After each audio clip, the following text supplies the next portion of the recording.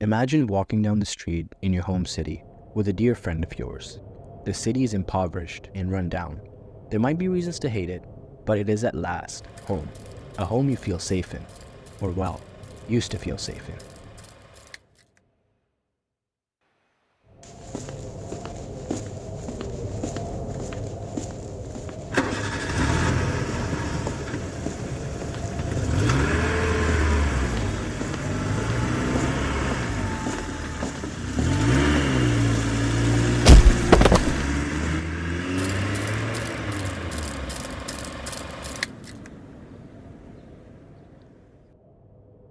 This was the story of Barbara Kentner, a 34-year-old indigenous woman who was walking down the street when a passing car threw a hitch at her, causing her to tragically pass away.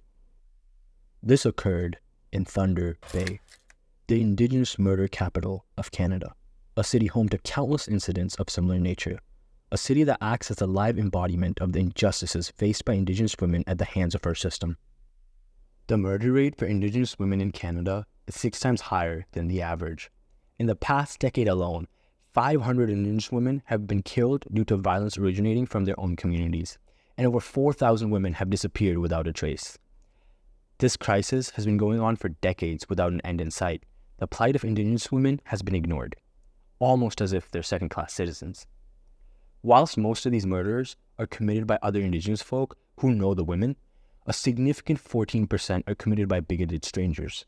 It's clear, may it be toxic environments at home or in public, Canada has failed to provide its indigenous women with safe livelihoods.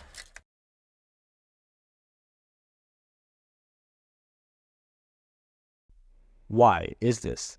It's because there are deep-rooted issues within the Canadian policing system.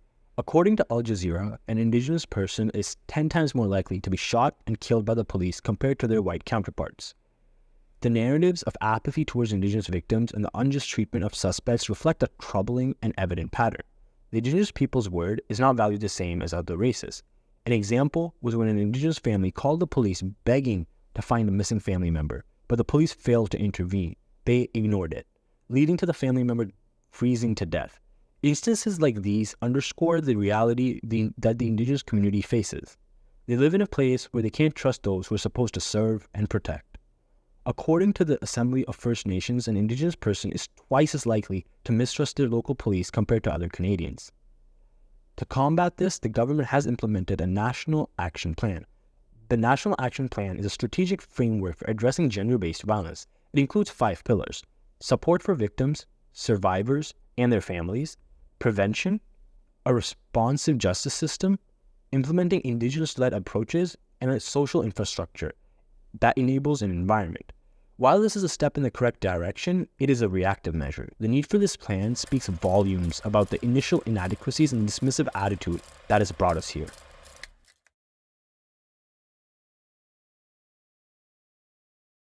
Why do these situations come up time and time again? Ever since the Indian Act of 1876, the quicksand of poverty has been engulfing Indigenous people, drowning them in intergenerational trauma, stripping their lands and livelihoods away from them, suffocating them in ways that still impact them to this day.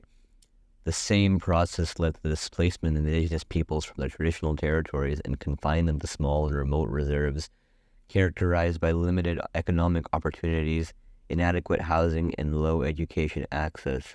Further compounding this is the fact that these systemic barriers can increase the likelihood of involvement in criminal activities and, in general, interactions with law enforcement. Additionally, Indigenous peoples have experienced systemic racism and discrimination within the criminal justice system, including racial profiling, biases in sentencing, and unequal access to legal representation. This has resulted in more Indigenous people being arrested, charged, and entering the criminal justice system, burying them in the quicksand of our making.